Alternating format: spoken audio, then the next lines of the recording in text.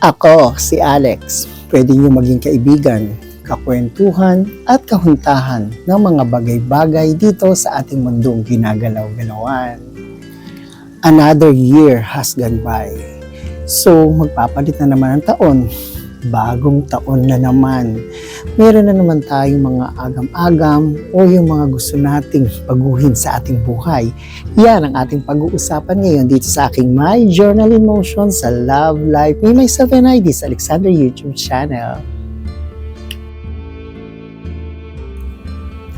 Ang parati nating nasasambit maraming salamat sa nagdaang taon sa 2025 at hihiling na naman tayo ng mga bagong New Year's resolution o yung mga New Year's wishes.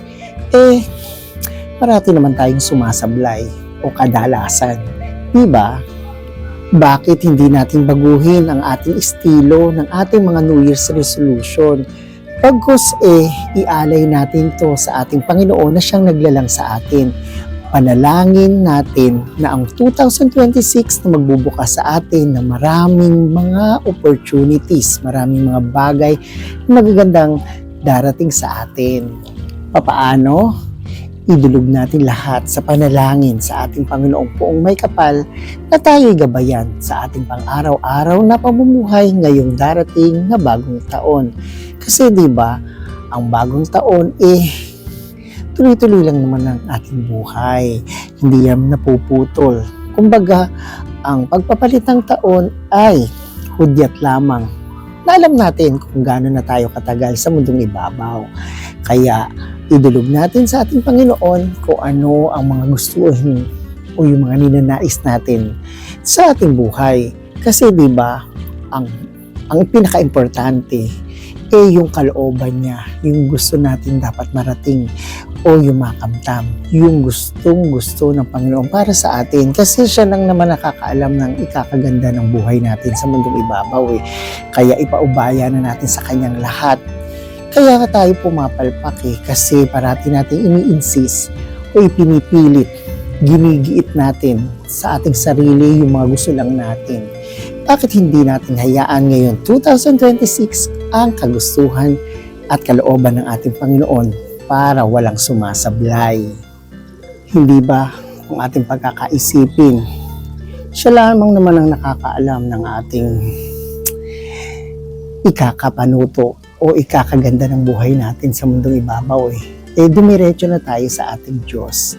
Siya na ang ating magiging gabay sa pang-araw-araw. Mula ngayong 2026, baguhin natin yung mga New Year's resolution na ating nakagawian na magda-diet na ako sa taon na ito, magiging masipag na ako sa taong ito, magiging focus na ako sa aking career o magiging maalam na ako sa sarili ko o magiging maganda na ang pakikitungo ko sa kapwa ko.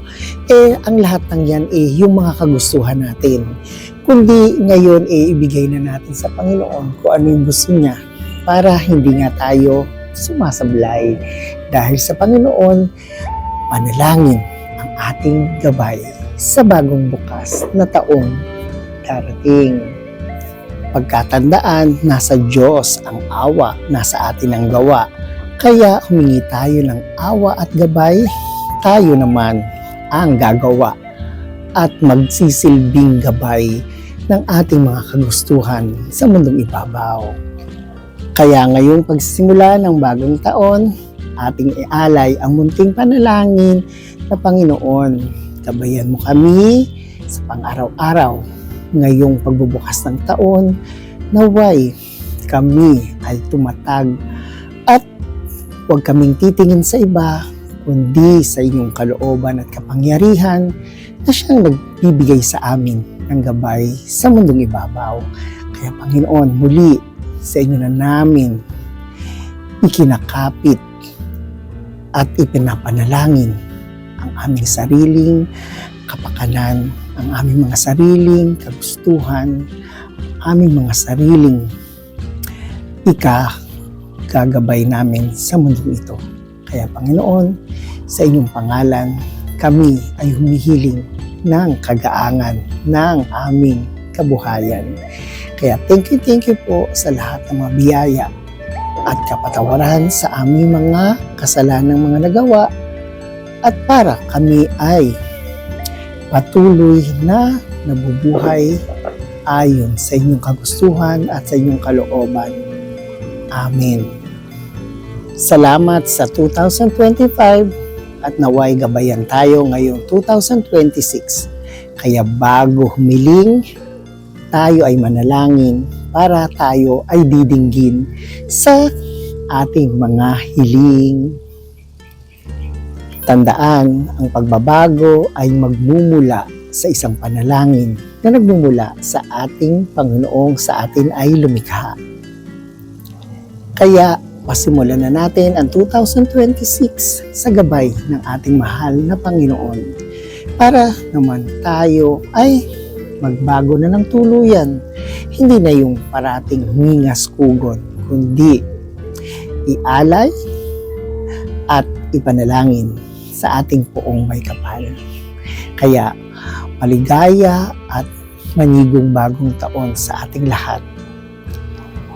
Kaya ayan na naman ang isa natin na pagkwentuhan na kahit papaano inapulutan natin ng aral o ng idea para sa ating gabay ngayong bagong taon.